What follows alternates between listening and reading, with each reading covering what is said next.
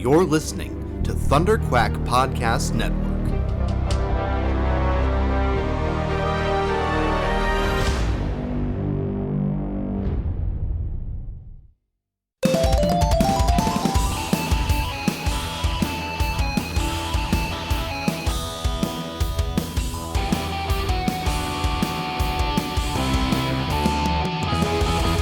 Hello and welcome to the very first episode of ThunderQuack Way Past Cool. I am your host, Michael Cohen, and joining me for this brand new series, a brand new person of the ThunderQuack Podcast Network. Welcome to ThunderQuack, Hope Mullinax.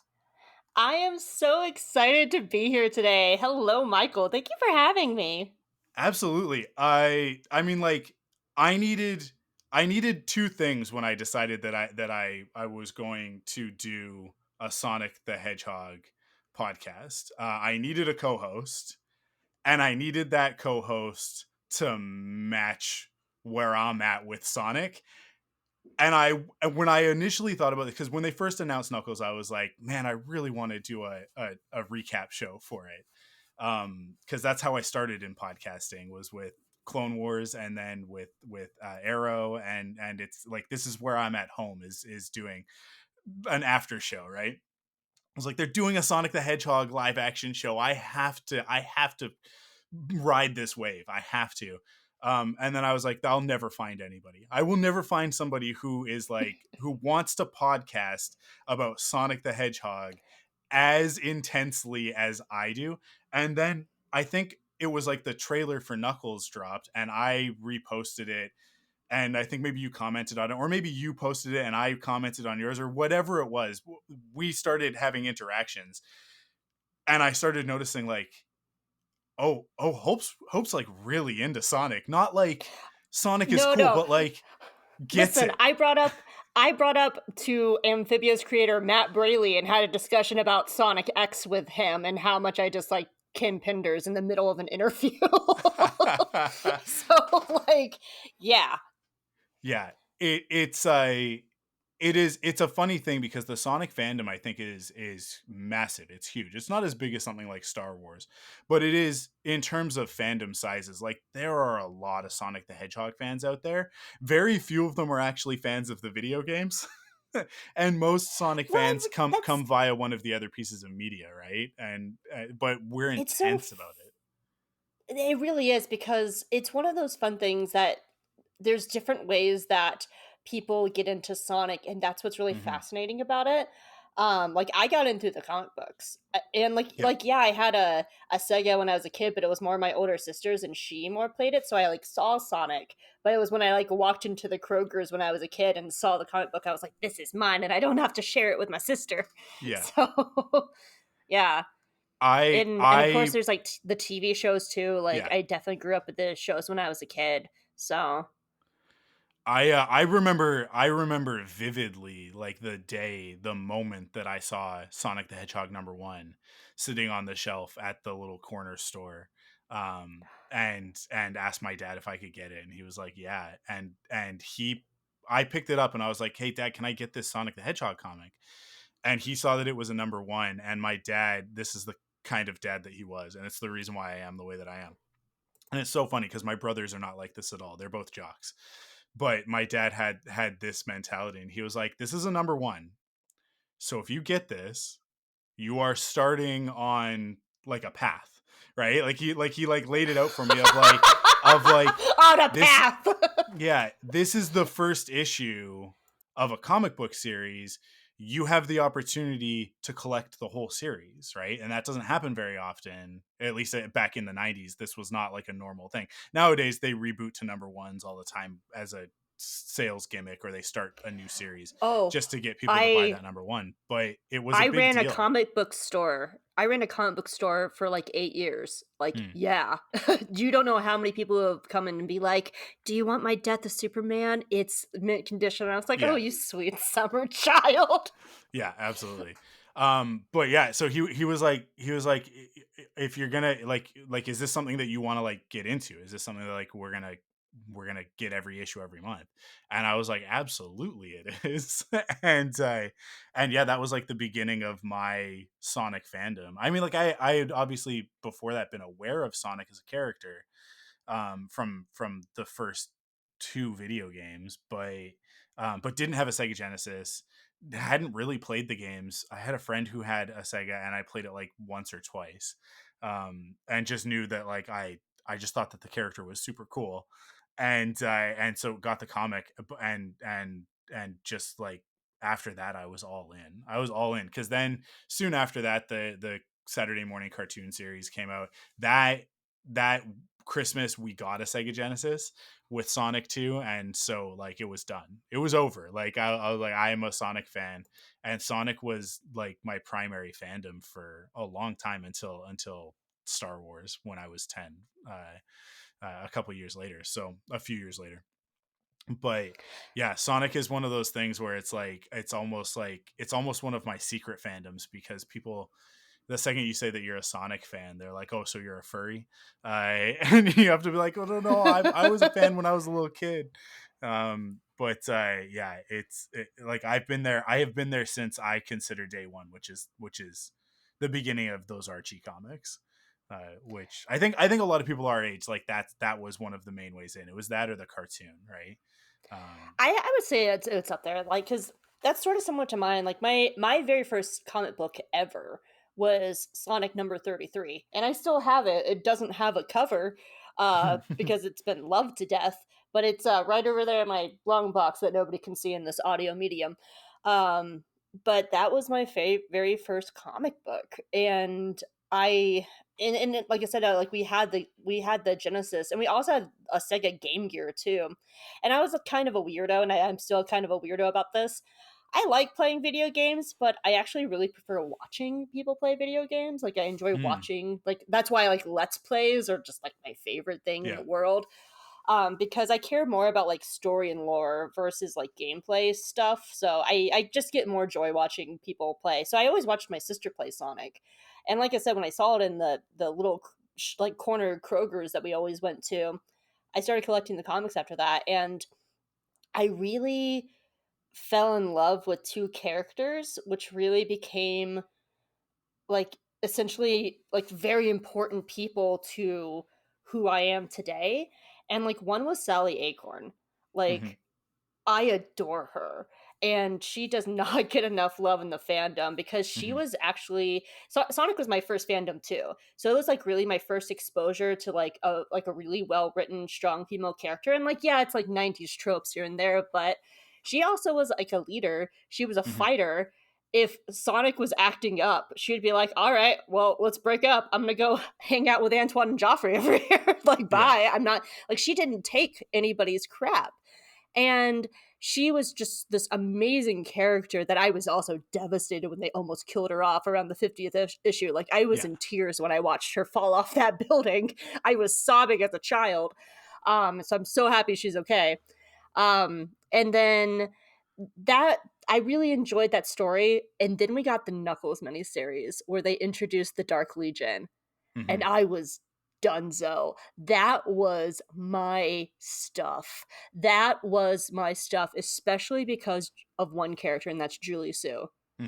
Julie Sue the Echidna was my first exposure to a redemption arc. I'd never seen one before of a character coming in as a villain Yeah. and then looking like, having to face what she's doing and then atoning and being redeemed. And that's the thing that they got right about Julie Sue is she had to atone. The Chaotix did not welcome her. They were like, Hmm. "Nah, man, you try to kill us. You're only standing in the room with us because Knuckles is vouching for you." And she was like, "Yeah, I get that." And I will forever be mad at Ken Penders. Like, I understand why he did it as a creative, but as a fan, I will always be mad at Ken Penders for taking my girl Julie Sue away from the Sonic fandom, Hmm. because her arc is just her and Sally Acorn's arcs are so deeply personal to me, Yeah. and they were some of my first exposure to really well written female characters. As far as Kim Penders can write a female character, but they are just so deeply personal to me, and like they are very much in like my hope starter kit of who I am as a person, who I am Yeah. as a woman, who I am as a writer, my day job is I'm an entertainment journalist. How I process media started with Julie Sue and Sally Acorn.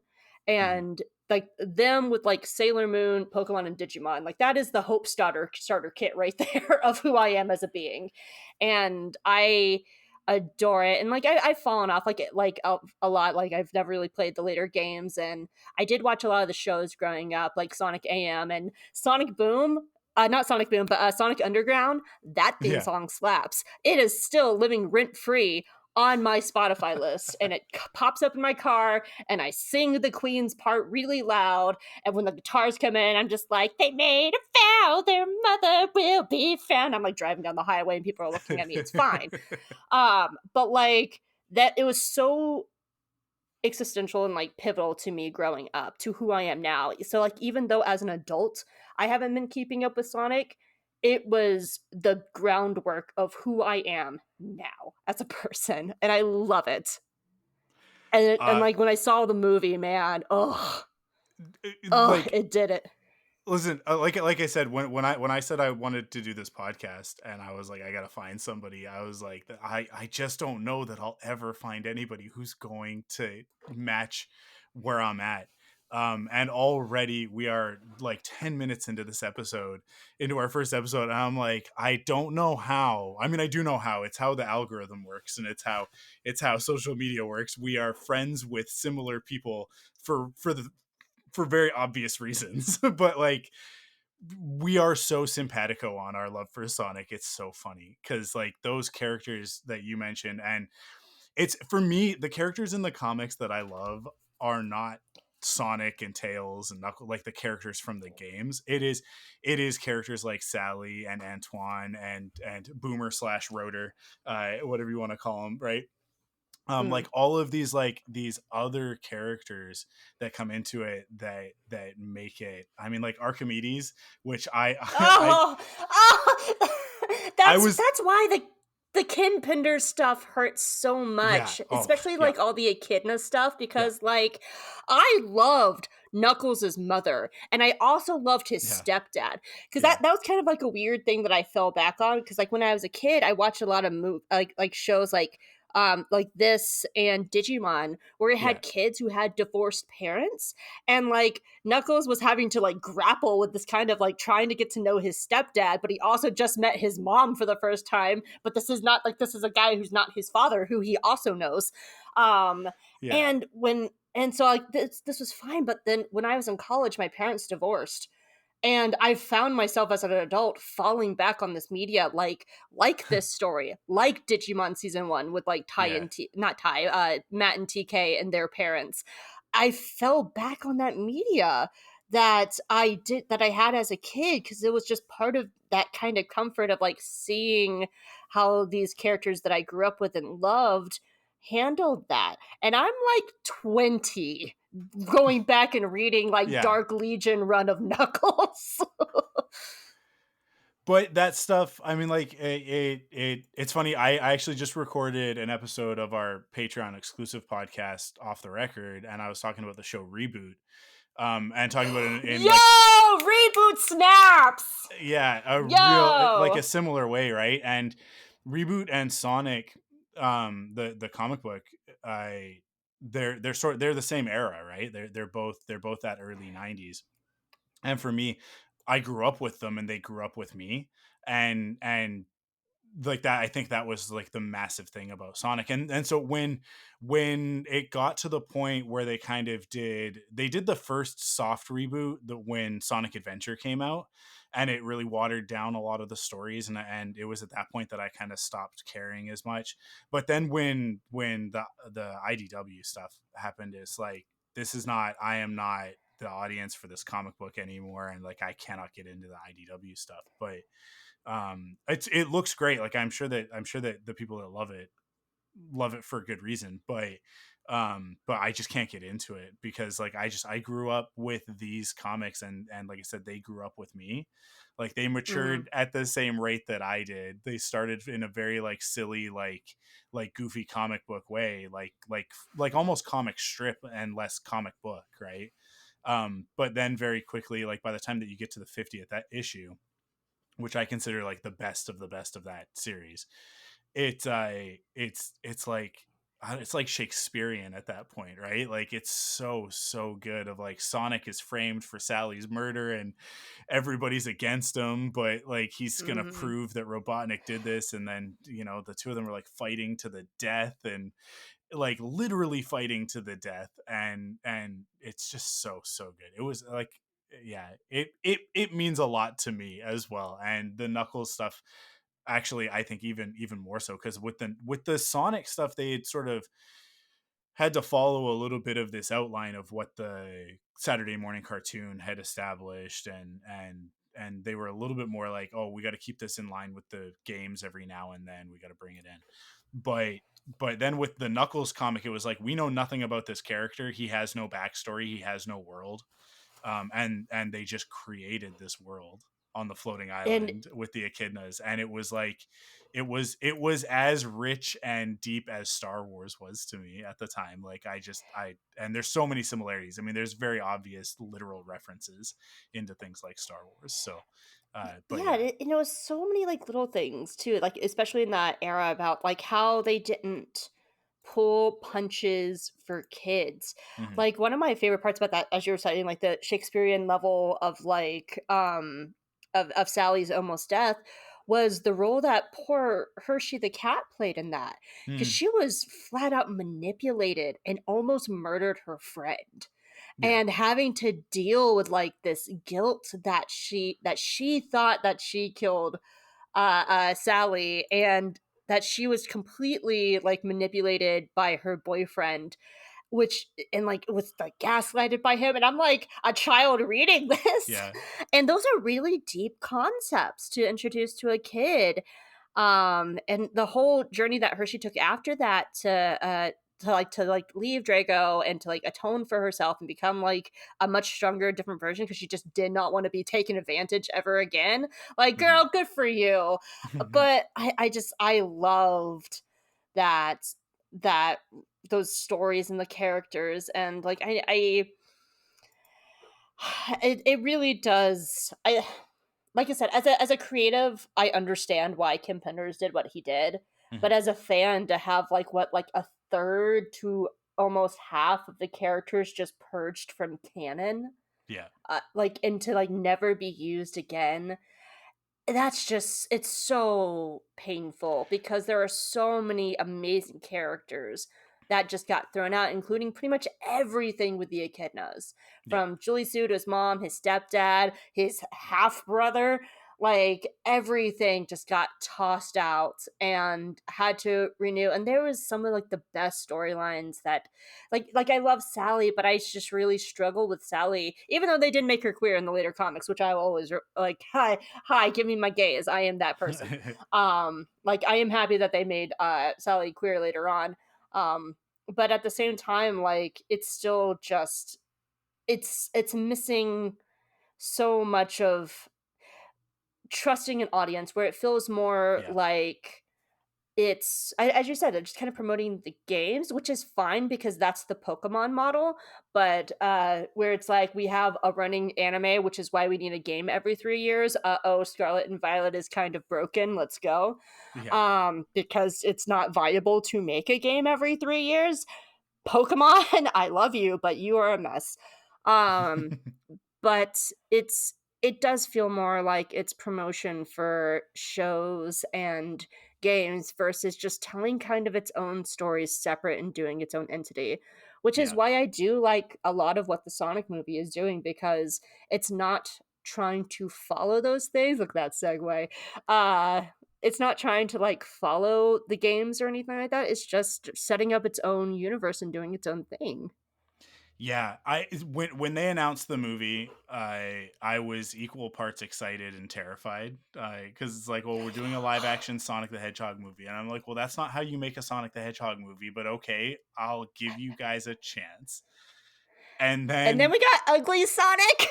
we got Ugly Sonic, and I was just like, Which bravo for Chippendales for leaning into that so oh my heavily. gosh, Good for them, yeah. man. That Well, movie had no right for being that good. oh no, absolutely not. Yeah, and making Ugly Sonic a character, right? Like Ugly Sonic is Man. his own man Well, now. that's the thing. Disney would have had to like at least bought somewhat of a right to do that. So Sega was just like, "No, dude, take it." Like So they had to agree to that. as I understand it, because it's parody, as long as they only ever refer to him as Ugly Sonic, they Yep. are in the clear, and they don't have to have Sega's permission to do it. The second that they Yeah, call him Sonic, they've broken the rules, right? But Ugly there's a lot Sonic is of a concept, and it's a parody concept. there's a So lot of really fascinating licenses around the Chippendales movie to read. mhm. It's a fascinating like how they were able to skirt so much and do Yeah. so much while still like playing with other people's toys. Like they just came in with just like those Yeah. toys are mine now. Not to go off on too much of a tangent about Chip and Dale, but that movie, the way that they build that as we're making a Chip and Dale movie and not this is the sequel to Who Framed Roger Rabbit, because that's what it is. It is Roger Rabbit 30 years later, right? Like it's Mhm. for all intents and purposes, the only thing that they don't do is like directly reference that. But the movie that they made is a Roger Rabbit sequel. Like that's exactly what that is. Roger And Rabbit's in the opening scene of the movie. yeah, exactly. Like it was like 15 minutes into the movie where I was like, wait a second. Wait a second. This isn't Rescue Rangers. This is a Roger Rabbit movie. This is Toontown. Like a murder has happened in Toontown and we got to get to the bottom of it, sort of thing. But yeah, that movie's so good. And Ugly Sonic is one of the standout parts of that movie. It has it because it was one of those like pandemic victims that just got released on Disney Plus. It has not gotten the credit that it deserves. But Oh no. but yeah, so Ugly Sonic happens, and then the fans like there are a couple of fandoms that you really don't want to piss off, and the Sonic fandom is absolutely one of them. I and they upset the Sonic fandom with that, and what I love about it is that the creatives that were making the movie, they were on our side the whole time, right?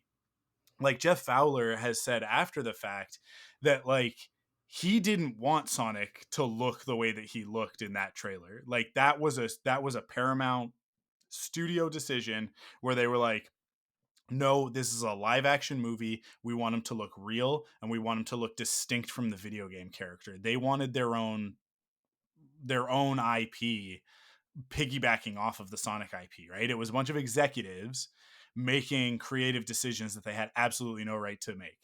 And then the fandom just laid into them. And because it was such a bad decision, it caught fire with mainstream and it just became this thing that was too big for them to ignore. And then Jeff Fowler was able to go back and say, please let me redesign this character.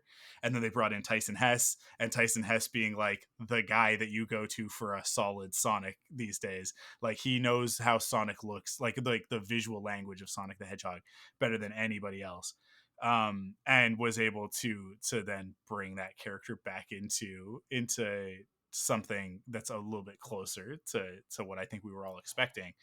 Yeah, though Um, RIP to the animators who definitely had to work overtime oh because my god, they did not bump back that release date at yeah, all.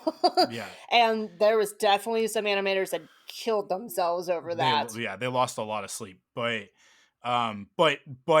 thank you so much to all of those animators who did put in that effort, and I hope that you were doing it out of passion and not out of obligation, to bring something I that hope you Sonic got fans would overtime. love. I I hope, hope you yeah, got well, overtime. yeah. What am I talking about? This is the animation Yeah, industry. no, probably not. Overtime, treating Yeah, people like human beings. visual effects, no Oh, thanks. oh, tag! I can't wait for you to strike later this year. Get them. Oh, it's coming. Oh I yeah. but yeah, I thankfully we ended up with the version that we've got in the movie. And then Sonic 2, which we'll talk about on the next episode, but Sonic 2 refines and improves that character model even more. And yeah, like it just, and I think the saving grace here is that Ben Schwartz was always the voice, and so they had that to rely on and to go back to, and so the characterization was always going to be there. If the characterization was off, it doesn't matter what he looks like. But because Ben Schwartz nailed the character in the first movie, then getting the visuals to match up with that, to sync with that, I think is the saving grace. And we ended up with like what is actually a really, really good movie. It's not the Sonic movie that I would make, but it is a really good Sonic movie for what I video game movies were at the time in 2019 that this was released, right? well, yeah, I think that because I was also nervous going into it too, but like the two things that really made me feel a lot better about the movie was, for one, Detective Pikachu, which came out a year Yeah. prior. Yeah. And I think that really helped set the stage for this kind of movie, Mm-hmm. where it's like, yeah, we're going to do this movie in this world and it's made with love, but it's going to be kind of doing its own thing. Which I do. You said this isn't the Sonic movie that you would make. I think that's important to, because as fans we would want to make our perfect fan movie, and there are fans making this movie, but it can't be like bogged down by like Yeah. too many like fandom-y things, which I definitely plan to talk about, like nostalgia in a little bit. But I think it was very important to make sure it was kind of starting this kind of fresh thing and wasn't going to be, instead of setting it in the Green Hill Zone, making Yeah. Green Hill like a city. And so it's still in a homage, and it's still like knowing it's what it's doing and everything, but it's not like, oh, we're in the actual Green Hill Zone, because then fans have something to reference it to and just be like, oh, it's not like the original. Nostalgia is like a truffle. We're going to get into that later. But then the other thing that like really made me excited for the movie was from the trailer was Jim Carrey. And Yeah. I just thought that was inspired casting. And I was a touch nervous about it at first until I saw him. And until I saw him in the trailer, and I loved his take on it, because it wasn't a normal stereotypical Eggman, but it is Jim Carrey doing his version of it. And it helped capture this feeling of being a kid, a 90s kid, very specifically a 90s kid, because it felt like classic 90s Ace Ventura, Mm-hmm. Jim Carrey, but doing that version of Jim Carrey in a Sonic movie without being Ace Ventura. Like, he very clearly was crafting Eggman Robotnik to be his version of this without trying to delve too much into like lore and comics and stuff like that, and making his own. And I have so many feelings about him and Agent Stone. I have a lot of feelings about them in Sonic 2, and I promise you they're not positive. But in this movie, they're fantastic. And I think that was a big reason why it kind of captured that childhood joy Mm-hmm. of Sonic. Was it wasn't just hitting on the 90s feeling of Sonic, it was hitting on the 90s feeling of Jim Carrey, and it felt like a throwback to a lot of his classic performances, but fresh and new. And those two things together made me really excited to go into the Sonic movie and watching it for the first time, because I was equally nervous. But after Detective Pikachu, and after, actually, I should say, after the success of Detective Pikachu, a lot of the early reviews were of Sonic were like, yeah, it's kind of in the same vein as that. And Yeah. that made me feel so much better, because I loved Detective Pikachu. Yeah. I loved that movie. I don't know what the hell they're going to do for movie 2, but and I don't even know if they're still doing movie 2 because a pandemic happened. But I don't think they should do a movie 2, hot take, but money, whatever. But that really, the success and the groundwork for that to go into Sonic, Yeah. to have this kind of movie, like, made me feel like so much better. And gosh, this movie just makes me feel like a kid every time I watch it. Yeah, it does absolutely capture that awesome thing that, like, they don't make a lot of movies like this anymore. Most kids movies are fully animated. They don't make a lot of like the live action kids stuff these days that I think we grew up on in the 90s. Like I'm thinking like I don't know. Oh man, what's the one with the cop with the monkey? And it's like there were so many movies in the 90s, kids movies, where there's like a monkey, but like Blank Check, like movies like that were like these are movies, they're for kids, right? Mm-hmm. I we had such a golden age of live action kids movies in the theater back then, and we just don't get that anymore. And this movie absolutely is building off of that kind of a vibe, where it's, you know, like it's the zany cartoon character teamed up with the real world straight man, and it's all brought together with an absurd performance from someone like Jim Carrey, right? Mm-hmm. And that's what you need. Like you gotta have a bad guy that is fun to cheer against. That I think is the key in a movie like this, is to be able to like really take joy in his defeat and his utter humiliation at the hands of a blue hedgehog.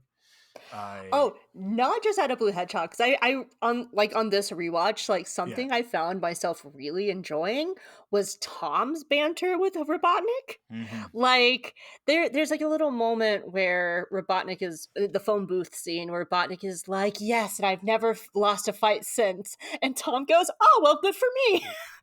Yeah, yeah, Like, it's their banter was so much funnier than I remember it, yeah. and it's because being able to play off both a zany Jim Carrey and a blue hedgehog. Like, James Marsden did excellent. I'm currently watching him in Jury Duty right now, and I'm just like, wow, your range. Which also, if you want to hear a bunch of Sonic the Hedgehog jokes, go watch Jury Duty. Yes.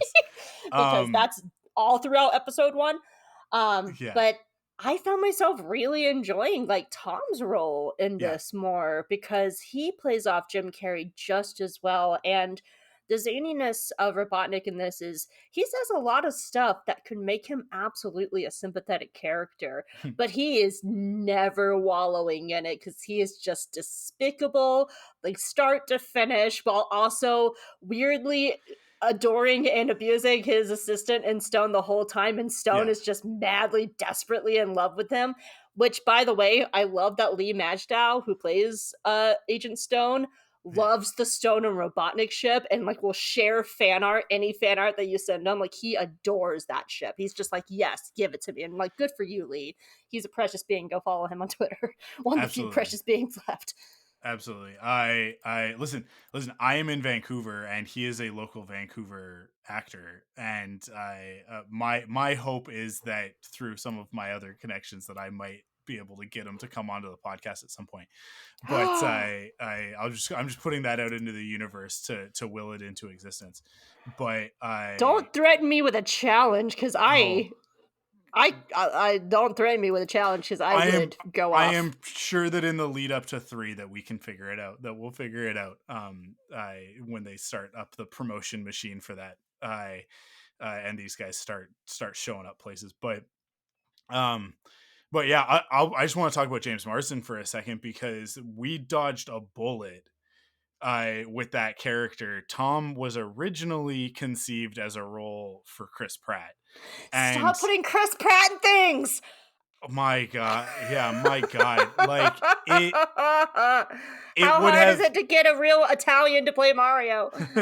it would have absolutely ruined the movie. It would have ruined the movie because listen, I think that Chris Pratt is very capable. I think that he is very funny.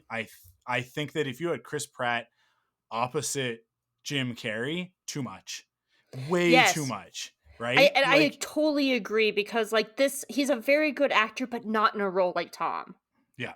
Yeah, it wouldn't have worked. What you needed was an actor like James Marsden, that has that like very grounded, very like charming, charismatic, affable affect to him, and that's exactly what you get. I mean, it's the same thing that they use in Jury Duty. It's the reason why he's the person that they cast for that, because even when he is saying some things in jury duty, he's playing a heightened version of himself, right?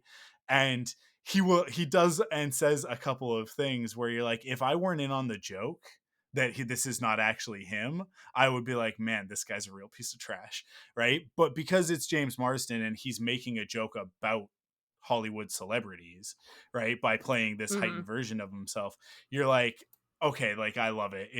And ultimately he is charming and lovable and a friend to Ronald and all of that. But in this movie, like what you needed was somebody that had that and I think even more so going into the second movie. It's funny because I don't think that when they made the first one they were really like setting things up for two, but he Other than has, like the tease of tails at the end yeah, and the yeah, other post than credit that, right? sequence. But that, like, they really did set up, there's a line at the sort of very early in the movie where Sonic, it's in the introduction, right, when he's sort of laying the groundwork for what the story of the film is, and he's like basically we're like a family even though we haven't met yet, right? And by the end of the movie they are a family, and even more so in the second one, the storyline that is sort of, it's a little bit lost, we'll talk more about it in the next episode, it's a little bit lost throughout the movie, but it comes back at the end, and like where when he ends up calling him dad, right? And it's like he, like, James Marsden has that energy, he has that dad energy in this movie of like of like okay, like you can do a couple of things but then go to sleep, I want to hit the road by 8, right? Like Mm-hmm. it's he's got that road trip dad, goofy movie vibe to him a little bit, and you need that, you definitely need that for this type of a story, and for the dynamic that's in this. My worry is that in the third one, especially with the things that were just said by one of the producers about it being like an Avengers level event and all of the characters that we're expecting to see in it, is that we'll lose sight of the human characters a little bit, because 2 loses the humans a little bit as well, sort of like puts I them off to the side in favor of Sonic and Tails, which is the right call for that movie, but I really like the humans in these movies. I I really like which the is a people. hot take because Oh, for I sure. feel this like when we get into movie too, like I remember people going off about Rachel. Mm. Boy, she's one of my favorite parts of movie too, let me tell you Oh, what. Like I adore her in movie 2. I think she's hilarious. And actually I like in movie 2 that both her and Maddie have more to do. Like yeah, Tom is really the one that gets sidelined, but her and yeah, Maddie are like clutch to moving the plot along at one point, yeah. and they both have much more to do and more autonomy, and we'll talk about that when we get there. But I hope that we don't lose them as well, but I do know that the human characters was a big grumble of movie 2, and I was like, please no. Yeah. But I could understand moving in that direction. Um, um but it's just, but I feel actually a little bit better because knowing that in the Sonic not the Sonic, but the Knuckles show coming up, I was not expecting it to be a Knuckles and Wade road trip, and mhm, like mhm. watching this movie I forgot what a precious himbo Wade is. Like Yeah. he is so it's so hard. Like, here's the thing, it's incredibly difficult to write stupid characters because they have to be just the right amount of dumb and lovable but not being too dumb to where they're annoying. It's actually incredibly difficult to write someone like Wade or Kronk, or if you're a Critical Role fan, like Grog. Like that's really Yeah. hard. And having Wade being this balance of kind of this himbo lovable character, but then at the end when Tom is in danger, he freaking shoots at Robotnik and Yeah. it's just like, no, you're in our town, and you actually get to see like Wade as a hero and a heart. Like, but all that, I just got so much more excited for Knuckles and knowing that the two of them are teaming up, because Wade is not a dumb character, and I'm going to put this out here right now before we get into the Knuckles show. Knuckles is not a stupid character, and I will talk Mhm. about this more, but he is not dumb. There's a difference between not knowing things and being dumb, and Knuckles just doesn't know things. That does not mean he's stupid. Yeah. Let's Yeah. go ahead and throw that out right now. But same with like like Wade has that crunk himbo energy, which pairs so nicely with like Tom, which it's like, so it's like Tom and Sonic are a team. I'm just so, rewatching this made me so much more excited because I forgot how much I loved Wade so Yeah. much. That is just, to me, one of the things, like, top to bottom for this movie is that, like, the casting is so perfect. Every character is exactly who they need to be, right down to like the bit players, like the generals and stuff in that one scene.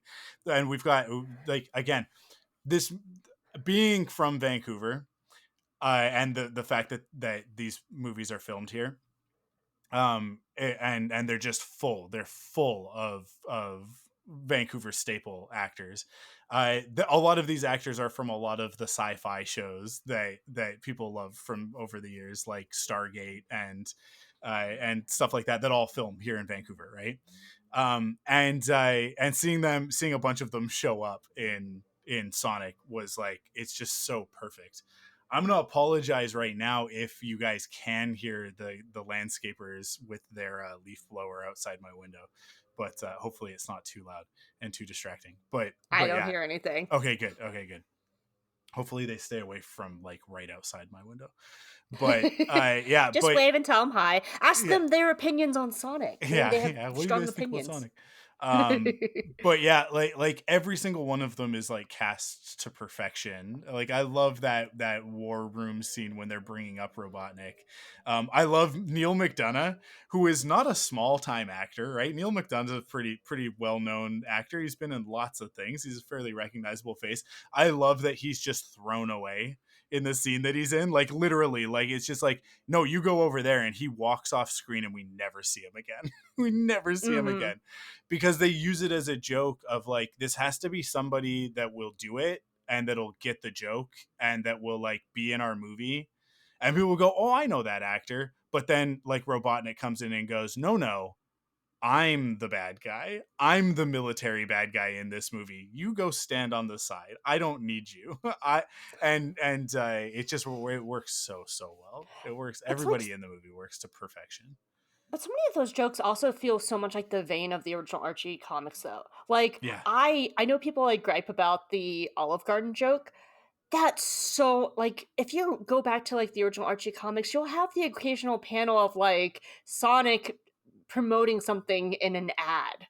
Yeah. Yeah. And or like the old Sonic Says from the Sonic the Hedgehog cartoons, Yeah. where it's just like, Sonic is now here to tell you not to smoke cigarettes or whatever like that. It feels like that 90s camp when they're just like, Olive Garden, it's family. Like, Yeah. and it's product placement. I'm sure Olive Garden like paid a pretty penny and stuff like that, but it also still so much feels like the vein of those original Archie comics, of when they would occasionally do like silly Sonic promotions for things. Like, I remember those, especially like crossover events, like when they like crossed over with like Image Comics, and it's like Sonic and Spawn of all things. Yeah. Like, which, I don't know how Sonic and Spawn came up, because Spawn is not for kids. But I loved that kind of thing. And also, one thing I wanted to say about the cast is, I love how it's just casually diverse. Like, they don't promote that it's a diverse cast, Yeah. but like, they're an interracial couple. Agent Stone is a brown man. Like it's a very casually like diverse cast without trying, and it wasn't promoted as such. And it wasn't like, because a lot of lesser movies would be just like, and we're trying to show that we are a diverse group of people. Yeah. Huzzah, look how diverse we are. Get it? Do you get it? That we are woke. like they are trying. And it just is. Like, this is just their life. There's nothing weird about it. They're happily married. They're fine. And I remember being like so surprised, like seeing it for the first time, because it was just so nice just to have it exist, and I adored it for that. And yeah, I loved the cast for this, and all the, even like just little memes like with Crazy Carl and like the drawing of Sonic. Like, that's just, these people know their little memes of Sonic too, just to throw little things in there that don't. Okay, this is actually what I want to talk about nostalgia for a second. Okay. Nostalgia is like a truffle. And with a fancy truffle, it can either help a piece of media if it's used just right, but if you put too much truffle on a dish, it can completely wreck it. Hmm. And it's the exact same thing with nostalgia. You have to know how to wield it, or else it could destroy a character, it could destroy a scene, it could destroy an episode, it could destroy an entire movie. And that's why I really love how they handled this, which was they're clearly making a new thing of their own. They're making their own universe. They're starting it with scratch. Everything with Longclaw is like new, Yeah. but they're still paying plenty of homage to the original source material, not just the video games, but like the comics, and like they're making those little nods as well. So people are familiar who are like us, like, when I hear the Green Hill Zone jingle happening in the background of the music, I'm just like, oh, it's a thing. But it's not taking away from the plot. So when Crazy Carl holds up the very memeable drawing of Sonic, Yeah. it's funny, but it makes sense for him as a character. It's a drawing that Crazy Carl would do, but it's not derailing the show where it's like, do you get it? We made it's. I like to like use the Rogue One scene where Jen and Cassian are walking through Jeddah, and the two guys from A New Hope's cantina stops them and Hmm. totally derails the movie, which doesn't make sense in canon because they literally have to be on a ship in like 5 minutes to not die to Yeah. make it to Obi-Wan cutting off their hands. Like, that stuff derails it. And when you have Easter eggs like that, it could really tank a piece of nostalgia. So, like, you have to know how to use the truffle. You have to know, like, when to scrape it on and when it's too much and when it's not enough. And this movie knows how to use the nostalgia truffle and knows how just to utilize it just enough to still be something original and innovative while not tanking their own movie and making it too much. And it is those strong choices. It is making sure that Ben Schwartz is behind the characterization. It is letting Jim Carrey do his version of Robotnik while still paying homage to the original. Like, his transformation at the beginning versus at the end, where he has the full mustache and the goggles, and you see him put on the flight suit, like seeing that transform into the Yeah. classic Eggman that we know. And like, even just calling him Eggman, like how that comes about in the movie is very natural. Like, Sonic doesn't call him Eggman at the beginning, but it's because he keeps sending egg-shaped things after him, and it Hmm. just becomes a thing that's like, it's built naturally into the script. And that's why this movie just succeeds so well, because it wields nostalgia just enough to give you the feeling of being a kid. When I watched this movie and the first time I saw Sonic run through the Green Hill Zone, not just the town, but like the actual at the beginning of the Yeah. movie, at how fast it was going, it gave me the same nostalgic feeling of playing on the Sega Genesis for the first time as a child. And it just goes so fast. We had never seen anything like that before. Mario could never be that fast. And it just whips through, and you're zipping through the underground tunnels, and it throws you in the air, and you don't know where you're going to come down. You just know you're going to be coming down at some point. It gave me that same excitement and feeling without trying to recreate the nostalgia. It Hmm. didn't have to do it like a one for one. It just had to give you the essence and the feeling, not the actual thing. Am I making sense? No, absolutely, because I think like succinctly, a little goes a long way, right? Like that's the key in this movie. We start it with like, hey, here's the real world version of what a Sonic the Hedgehog game looks like with the loop de loops, and we're gonna make a joke about it. And but then instantly it's like, now we're introducing you to a character you've never seen before. But this character of Longclaw, although she is new to this universe and to this movie, she is absolutely a character that could have existed in the comic, right? Yeah, In the Archie she has comic. that essence, that feeling of a Sonic Yeah. character. And then the echidnas show up, and when the echidnas show up, they're instantly, for those of us who are longtime fans and have read those comics, we're like, well, the echidnas have a whole society. Like, clearly they have a whole society, and there's something going on, and they're after something. It's probably got something to do with the Master Emerald, right? Like, we're thinking all of this stuff, but the movie doesn't address it. The movie doesn't say anything about it.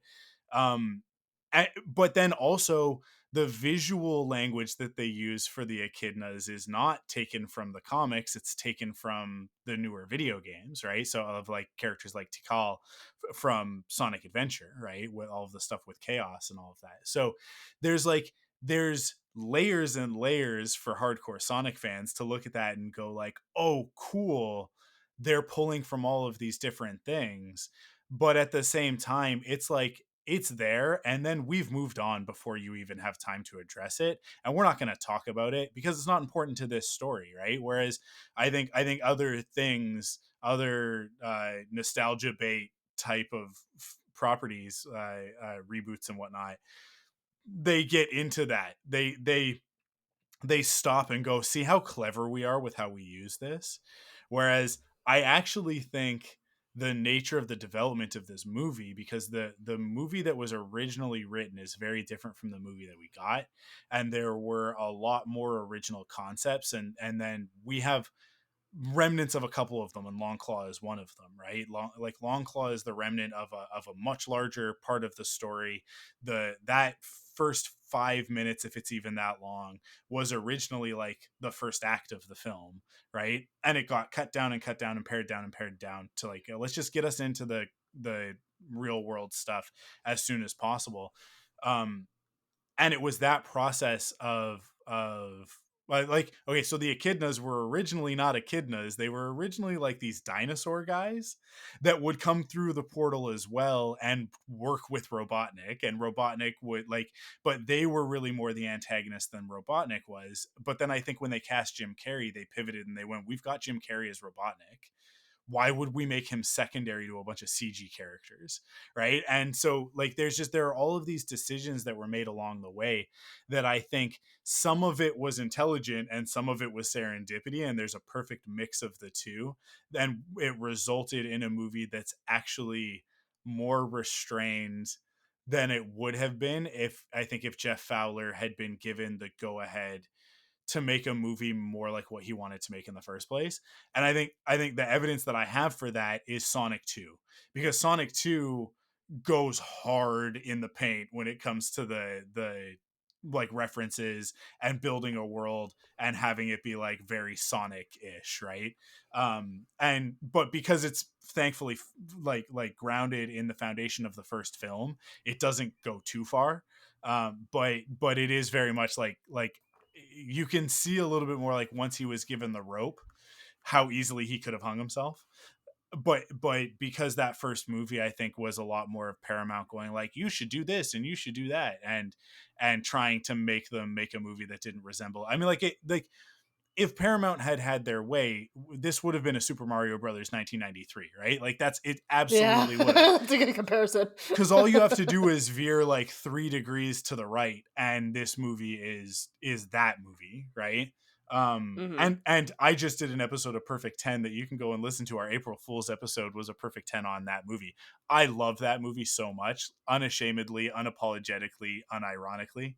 But like it is exactly the example of how not to do a video game adaptation. And there are lessons that were not learned by Paramount in the production of this film, but that thankfully we were spared from, just out of like circumstance. It is wild to me because here we are, sort of like on the precipice of a TV series, a 6 episode miniseries based on this universe, and a third film in the franchise. And I don't think that that'll be the end either. Like I think that I think that we're gearing up for more Sonic in the future because it's been very successful for Paramount. So I think that they're just going to keep going with it. But if you had told me that going into this first movie that it was going to launch a Sonic renaissance, and create a whole new generation of hardcore Sonic fans, I would have been like, yeah, okay, thanks. Yeah, that's exactly what I want to hear, but I know you're lying. I know you're full of it. But that's exactly what has happened. Like kids love Sonic again, and that has not been the case. There have been a lot of missteps with Sonic. Like Sonic Boom, I think they thought was going to be a bigger deal than it was, and it was not. It was not. Hey, Sonic Boom does have its like highlights though. Oh, Like it yeah, does. it Now, if holds we're a talking place about in the my Sonic, heart for sure. I But I will say if you're talking about the Sonic Boom video game, like one of my favorite Let's Plays is watching the Game Grumps dissect the opening scene, where like it is a master class of like how not to make a video game. yeah, um, the game. But like this is the thing. Even the good Sonic games that have come out in the last few years are not good video games. So, but like I even the bad ones are like fun in bad ways, you know? Like there's it's true. like yeah, like there is a level of like this is so bad that it's kind of fun, but Yeah, in like yeah. in like the room sort of way. But that is to me that's life as a Sonic fan, which is like Isn't that I sad? even well, even the original 4 games, if you can include Sonic and Knuckles, right? Even those original 4 games are uh they are difficult games to play at times, and it is by nature of exactly what you were talking about when you were like it goes faster than any other video game had before, and it's like yeah, sometimes a little bit too fast. And then there are other times where the game design, Sonic 3 in particular, has the carnival zone and carnival night zone, where there is a path that you can end up on. The game never explains to you how to play it, and you will just get stuck. You will just get stuck and you will not know how to proceed. There's like those like spinning things that go up and down, and when you jump on them, they like you jump off of it, it kind of shoots it down, and you think that like, oh, I gotta like jump and like push this thing and then like sneak through this area. Well, there's like a mechanic that if you like push down on it, it goes down all the way, and like the game never tells you that. Like the games, those games are not perfectly designed video games. I think a lot of people have a lot of nostalgia for them, and so they give them a lot more leeway than they deserve. But like Sonic CD is awful. Sonic CD is a terrible game. It's no fun to play at all. It's a total mess, and it's confusing as hell, and the mechanics don't make any sense unless you know exactly what you're doing. But then you're just playing mechanics, not a game, right? Like the Sonic games, I don't think are what has allowed Sonic to last for 30 years. I think it's 30 plus, but I think it is in a very funny way these weird interpretations like the Saturday morning cartoon, like the Archie comics, and like this movie that allow Sonic to persist. And every time that you go back to the video games, it's like, man, can they not just make a good one of these? And then every once in a while they do, and that's the tricky thing, because then like Sonic Mania comes out, and Sonic Mania is a phenomenal game. It's so good, and Sonic Generations was also great. But yeah, but then they make Sonic Frontiers, and it's like it's an open world Sonic game. It's like haven't most of the new ones been open world? It's like no, but this one's like really open world, and it's like yeah, but you guys didn't put anything in the world. There's no point to the open world. You're just literally running around as Sonic, and then like there's a thing that you have to attack. It's not fun at all, and the story makes no sense, and the performances are weird and stilted, and it's like as a Sonic fan, I want to love everything. It's similar to being a Star Wars fan. Everything that comes out, you're like, I am going to give this a fair shot. I am going to give this an opportunity to be awesome.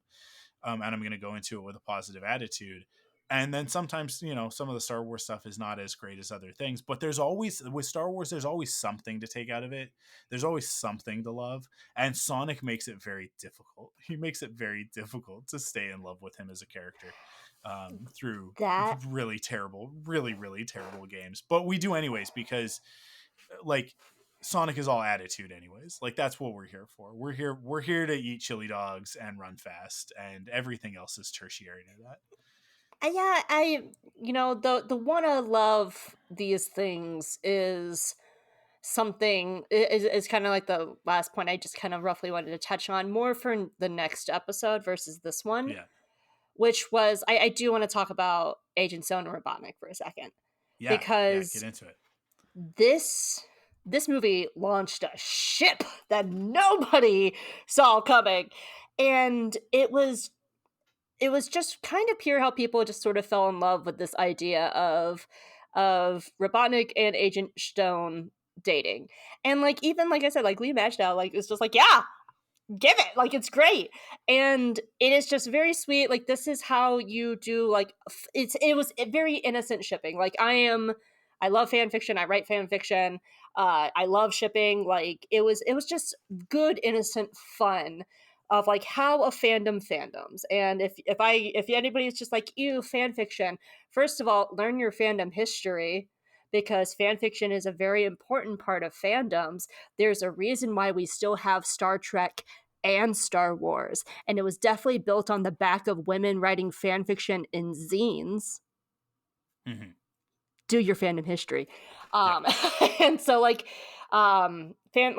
shipping and fan fiction and stuff like that, it's just like it's a very fun, casual, very normal part of fandom. And it was fun with Agent Stone. Like, yeah, like there's like fun bits, like, where Agent Stone like clearly digs Robotnik, and like Robotnik thinks he's an idiot, but there's like little things like, yeah, I love how you make me goat lattes or whatever. Yeah. There's clearly something like little bits there, especially at the end. Like, Robotnik is stranded in the mushroom zone, and he makes himself a literal Agent Stone to Yeah. have with him as a companion. So like there's subtext there that he does value Stone to a certain extent. And it's almost like an evil like Watson and Holmes, like a Sherlock Holmes and Watson, Yeah. Yeah. where Robotnik is like the incredibly smart person and Stone is the Watson character going, wow, Sherlock, how does that happen? Can you explain it to me? Yeah, but like, in an evil way. And it was just fun shit, casual shipping for fans to do, to enjoy and stuff like that. And there was nothing wrong with that in this movie, because it's perfectly fine. It was fun. Even the actors were like, yeah, that's cute. Like, there's nothing wrong with that. Where I have a problem with it is when we get into movie two. And I'll talk more about that too, because everything here is fun and innocent. Movie two is textbook queer baiting. And I Mhm. have, Mhm. it almost ruined the movie for me. Because something, when you were talking about the creators almost hanging themselves, boy, they Yeah. did that for me in movie two, because it felt like they looked at Stone and Robotnik and saw how the fandom responded to them and was just having fun and stuff like that. And then they dug into that and went, yeah, we're going to purposely write all these very romantic tropes. They released a video on Valentine's Day of Agent Stone making heart-shaped lattes in his little coffee shop waiting for Robotnik to come back.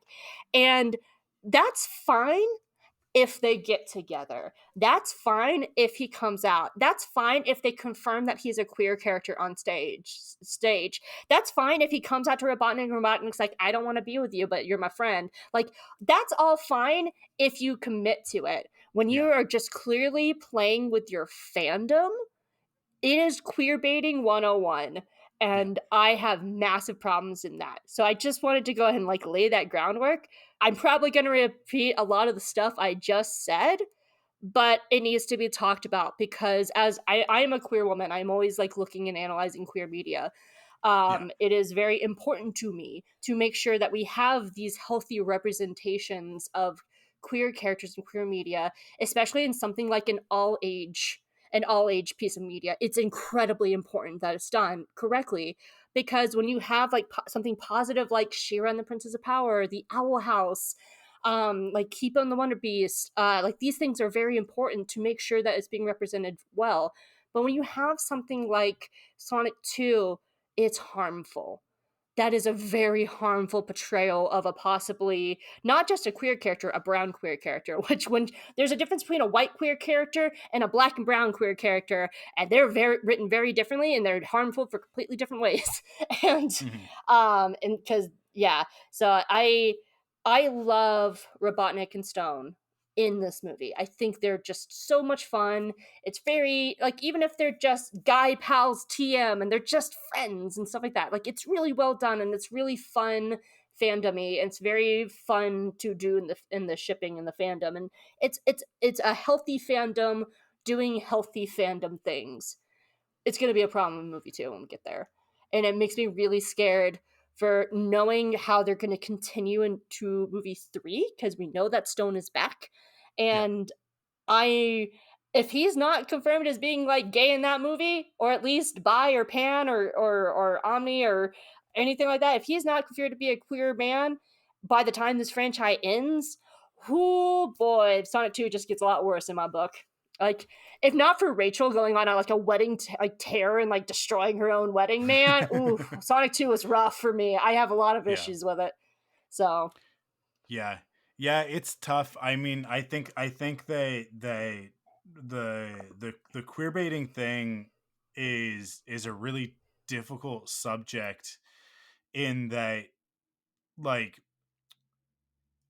I am 1000% on your side and in agreement, but I also see the other side of it, which is that, like, most people aren't even aware that queer baiting is a thing and don't understand what the term even means. So we're at like a stage with representation where I am sure that from their perspective, that they thought that they were doing the right thing, right, by putting in all of these extra little tidbits and doing the Valentine's Day gag and stuff like that, but not understanding the repercussions of those decisions. yeah, I mean, um it's punching down. Like, they're yeah. making fun of Stone, and that's the problem. It's Well, and it's one thing to write yeah, yeah, jokes. You yeah, can write a joke, but the fact that they're punching down and yeah, there's like that's where it's a problem. Because there's it nothing becomes wrong. God, like exploitative, right? yeah, Like, like and gays make jokes that's about where ourselves. it's, Like yeah, we make jokes about ourselves all the time. Like gays, like we like girl, we are like the queens of like making fun of ourselves, and like it's yeah, fine. But like it's different when it's coming from like when plain and simple, they're making fun of Stone. They're making fun yeah, of him, and it's not cool. yeah, Like that's where that's the problem. yeah, absolutely. So Yeah, yeah, and it's an interesting line to me based on perspective, because being a queer adjacent person, it's like I'm aware of this sort of thing and I'm cognizant of it, and I try and make decisions with that sort of an informed perspective. But if you are not a queer adjacent person, then you don't even know the minefield that you're stepping into with that sort of thing. But which is never an excuse, right? Because, like, ignorance in these things isn't a way out, but it is, but it is a way of looking at it and just having a perspective and going like, well, I don't think that Jeff Fowler was intending to upset anybody with this yeah, decision. I it's think not I think quite the malicious. opposite, right? But Yeah, it's hopefully, definitely not yeah, malicious. Like it's very clear. Like they yeah, saw. I actually almost feel like it was almost like a. This is my tinfoil hat theory. It was Paramount, and Paramount went, "Wow, we should do this because we can make money on the gays." yeah, yeah, yeah. Like It, that feels more to me like a Paramount move. it's a lot less offensive to me than what they did in Rise of Skywalker, which is to go out and promote that movie as having, yeah, as having Oh boy! a queer relationship in it, which was absolutely queer baiting those of us who were like, is it gonna be Finn and Poe? Because that's what we want. That's what we're Yeah. all asking you for. And then it was two women in the background that were cut out of every other region that wasn't North America and Europe.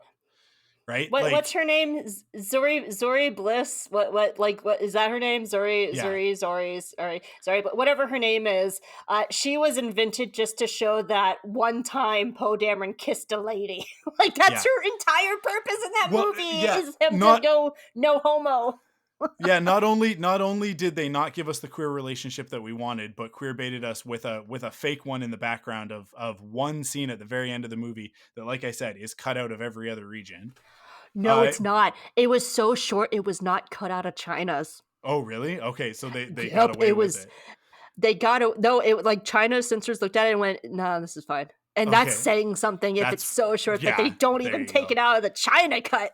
But then to go out of your way to be like, you guys, Poe Dameron's not gay. And it's like, listen, all right, because Poe Dameron made me a little bit gay. Like, I am on record on the internet as saying that, like, I never really questioned my sexuality until I saw Oscar Isaac in a bunch of movies. And every time I see him, I get just a little bit gayer. And, like, I am That's at the perfectly point. healthy of you. Like, Yeah, please normalize just being like people of the same gender can think another person of the yeah. same gender is attractive and it does not make you gay. Like, please, it's please yeah, normalize it's that. not a well, it's wanting to put everything into absolutes and binaries, right? Like, we want it's either on or off. And for me, it's like, the thing that Oscar Isaac did for me was allow me to accept the fact that like I can be attracted to a man, right? Like, and it's like, I'll be really clear, I am not just attracted to Oscar Isaac. There are other men that I would give the time of day, and I've had this conversation with my wife, and she's fully in support. So I mostly because she knows that it'll never happen, but but honey, just in case, but like honey. on the off chance that like my personality is winning enough that if I'm ever in the room with Oscar Isaac and the opportunity comes up and he's like, hey, do you want to make out a little bit, I have permission. And like, you know, so like if you can't accept that Oscar Isaac makes you a little bit gay, and you can't accept that the character as he portrayed him in The Last Jedi was a little bit gay. He was a little bit gay. It was intentional. It's there. It's in the subtext of the performance. He is Poe Dameron is in love with Finn.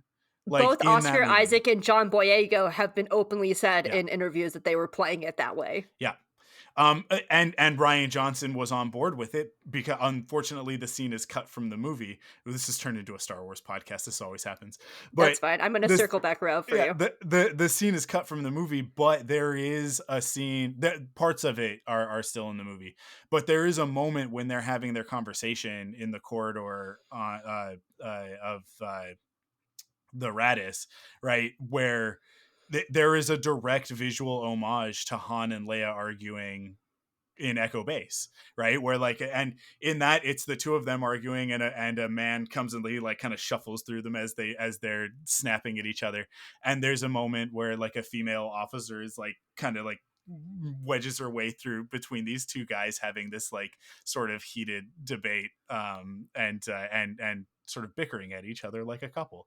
And it's cut from the movie, and we only get sort of like the tail end of that scene, but it was meant to be in there. It was totally meant to be in there. And it's in the performances, and as far as I'm concerned, it's still in Rise of Skywalker. I just have to like pretend around some other stuff in order to get. Well, no, all they did is instead of making Poe gay, they just made him bi or pan or omni or like any of like the multiple, you know, like that's all they did. I also want to highly suggest anybody who's never seen it, there's a YouTube show called Cinema Therapy. Their episode on Moon Knight is excellent, and they open the episode going, because the whole thing is Anatomy of a Hero, and they're analyzing Oscar Isaac's character, and they open the episode going, this is a perfect show because it's Oscar Isaac learning how to love Oscar Isaac. I'm sorry, Sonic fans. Hi, we're also Star Wars podcasters, both of us. Yeah. So. But listen, there's probably going to be some Star Wars in your Sonic today. Yeah, I mean, like, the hope is in doing a Sonic show is that we pull in some new people that haven't been listening to the other content. But most of the people listening to this are going to have come from either ThunderQuack or one of my Star Wars podcasts. So they are only annoyed because they've heard me talk about this ad nauseum. But also, hey, like, you might get some people from my stuff too, because I'm going to be shouting this to the rooftops. Good. I'm so excited. I never get to talk about Sonic, so I'm so excited to go on this journey with you. Excellent. Well, I don't know. I feel like I've covered everything that I wanted to talk about with the first Sonic movie. Was there anything left on your list of notes that we needed to address before we take off? I just think it's going to be cute when we get to movie 2, the nice bookend of the baseball game, where we open Sonic 1 with him playing by himself, and we cap off Sonic 2 with him playing with his family. I think that's a very nice bookend. They really are perfect. Like, as two films, they really are quite perfect, and this, like, very similar to me to like Back to the Future and Back to the Future 2, and then you get the third one, and I love Back to the Future 3. This is not shade to Back to the Future 3, but Back to the Future 3 goes and does like a completely different thing, and is like somewhat disconnected from the other two stories, because Back to the Future 3 flips it on its head, and it becomes a story about Doc and not a story about Marty, right? So it's different contextually, and that's why people don't like it, but whatever, that's a different podcast. I very similarly, it's like 1 and 2, Back to the Future 1 and 2, it's this like sort of, the second movie ends up completing a movie that really didn't need to be completed. It was already complete, but like it does a bunch of other stuff that like reinforces the first film. And I feel like Sonic 2 has a lot of that as well, where it really solidifies some of the ideas in the first movie. And the sum of the two parts is greater than or the whole is greater than the sum of the two parts. That's the phrase, right? It's more together than it would have been, than either would have been on their own. And I'm just so grateful that we live in this timeline. I'm really upset that we live in this timeline for all of the other things in this timeline that we have to deal with. And by the time that we hit December, we'll have lived through some pretty awful stuff, I'm sure. And Oh, yay. Sonic 3 will be a salve for all of that horrendousness that we've got going into the fall. But I am thankful that at least in this timeline, we are in the one where the Sonic the Hedgehog movie is not just good, but is great, and is so enough. Good. It's enough that we can have an hour and 15-minute episode of a podcast to talk about it. Yeah, this was awesome. This was super fun. As I've said this before with other people, and I've been having new guests on recently on shows, so it's like it's always a bit of a gamble. Are we gonna have a chemistry? Is it gonna work? Right, mutuals on Twitter, but what does that mean? It's very parasocial relationship and all of that. So I am so thankful that I've got you, Hope, to play off of on this podcast. I am so excited to talk about more Sonic with you. I'm so excited to talk with you too. This is going to be a lot of fun, and I hope that everybody else is enjoying it. Here's what I'm going to do. I'm going to say right now, if anything that we said sparked your interest, or what, like you have something that you want to say about Sonic, make sure that you hit us up on social media. Go find the ThunderQuack podcast. But the best place is our Discord. If you go to thunderquack.com/Discord, it'll take you to the invite to join our server. And I'll be creating a channel specifically for Way Past Cool. So if there's something that you want to say about the first Sonic movie, or something that you want us to know about the next one, before we record that, actually, I don't know if this episode will come out before we record the next episode, but in any case, come hang out and talk to us. And if you also just want to like message like Lee Mashed Out on Twitter and just be like, hey, this like really cool Sonic podcast is like talking about you and saying how cool and awesome you are, and just like you should check it out. They're really nice people and stuff, and they're really great. Like just go check it out. Like seriously, just if you just want to message Lee, I'm sure he's listening right now. Just want to message Lee. That's fine. It's totally cool. That's totally cool. It's way past cool. Awesome. I'm good at this. I've only been a podcast for like 15 years. On that note, I think the perfect way to go out and say to you guys, thank you so much for listening. I hope, if people want to keep up with you online, where can they do that? Oh God, I'm so sorry. I'm everywhere. As I said, I'm an entertainment journalist. I write for The Geeky Waffle. I am the site expert for Dork Side of the Force, and I'm also a news writer for Collider. So you can find me in all three of those places. I also have two podcasts of my own. I will say they are not safe for work podcasts. So I've been very good not swearing on this, but my other two podcasts are not safe for work, and I am a totally different person on those two. The first one is J Guys and Jedi, and we're actually coming up on our 10-year anniversary in January, so very excited about that. And the second one is For Light and Dice. It is a Star Wars tabletop podcast. It's a Star Wars D&D podcast, y'all. It's fine. We are an all-queer cast. We are going through the High Republic era, so if you're getting excited for Acolyte and want to see more of the High Republic era, our show is set in that era. But guess what? You don't have to know anything about the High Republic to listen to that show, because one of the characters has amnesia and they don't even know what a Star Wars is. So it's fun and we have a good time, and it's called For Light and Dice, and we're in the middle of our second season right now, and there's lots of emotions and trauma and laughs, and it's everything that makes a Star Wars. And yeah, so go check out For Light and Dice. I'm actually super proud of that project, and I'm very excited about the stuff we're doing. So yep. Awesome. That's where you can find me. Oh my God, where can people find you? Oh, mostly here. I mean, they've already found me. If you're listening to the ThunderQuack podcast or They you're on this found feed, us. yeah, I have been found. I like to say I wish to be observed but not perceived. I really like to be I observed, like but that. please I like don't that a perceive lot. me.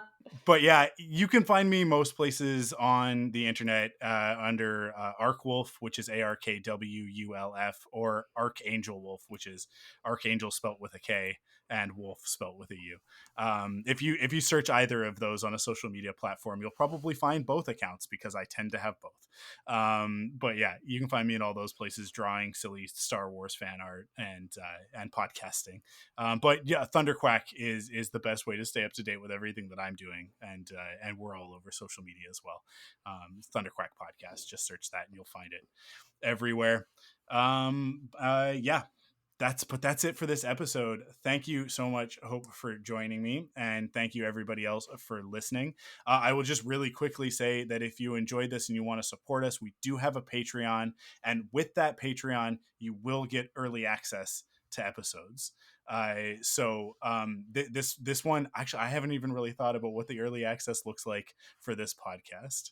I haven't thought about it until just this moment. Listen, we were just so excited to talk about Sonic. Like Yeah, details are for like later people. That's a tomorrow problem. because of the nature of it being a topical show where we're doing reviews of episodes, it'll be a sort of thing where if you want it hot off the press as soon as I'm done editing, it'll be on Patreon. But it'll show up on the podcast service like pretty quick after that, probably the next day. But yeah, that's what we do with Rebel Cells, and it's what we'll do with Force Perspectives when we're covering Acolyte.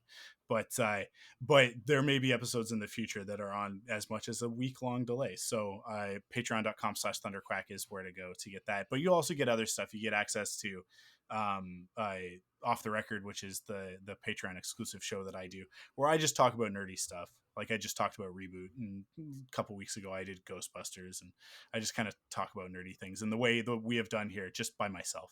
But yeah, I'm excited that there are probably new people listening to this. So welcome to ThunderQuack. We have tons of Hi. other podcasts to check out, including my favorite project that I do, which is Perfect 10, which does not get as much love as I think it deserves. I have awesome people on to talk about pieces of pop culture media that they love. Yeah, we have some really, really great episodes, especially like the last 3 are all incredible. We did 10 Things I Hate About You with Ty Black from Wit and Folly. Yeah, such a good episode. We did Upgrade with Jim Mello, who's not really anywhere other than on Twitter, but Jim is such a smart guy and he's so good at talking about movies. We had a really great time with that one, and Upgrade is such a good movie. And then I'm gonna throw out right now for Perfect 10 if you want. You know how I was talking about how Julius Sue was one of my first redemption arcs ever written, like I ever experienced? Yeah. Next year is the 25th anniversary of Digimon 02, the second season, with the O2 kids. Yeah. If Julie Sue was the groundwork, Ken Ichijoji is the best redemption arc I've ever seen. Star Wars could never. I could definitely talk about that because Julie Sue walked so Ken can run in my little Hope Town. In Hope Town, that's how that happened. Excellent. And Star Wars could never be as good as Ken Ichijoji in Digimon Season 2.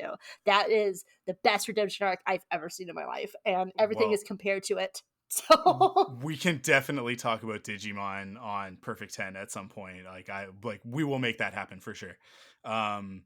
The most recent episode that we put out, like I said, is that Super Mario Brothers one, Super Mario Brothers 93, the live action film, with my friend Mr. Nickel, and it's a very fun episode. It is a very unserious episode, but it is a very fun one. So, yeah, definitely go check all of those out.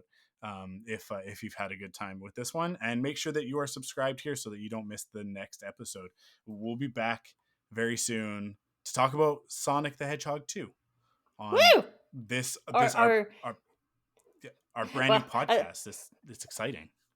I was gonna say like there's half the movie where I'm just like, woo, the other half I'm just like, oh god, this is again. Here we go. Well, listen, we'll make our way through it. We'll get through it. We'll work through it together. right? Yeah, It's we're your team. We're a team now. it's You're therapeutic. you're the suckles. I was trying to say Sonic and Knuckles and Suckles came out. Let's get out of here. I need to get back to work. Yeah, that is definitely the signal that the podcast is done. Thank you guys for Bye. listening. We'll catch you on the next one. Thank you. We love you. Bye.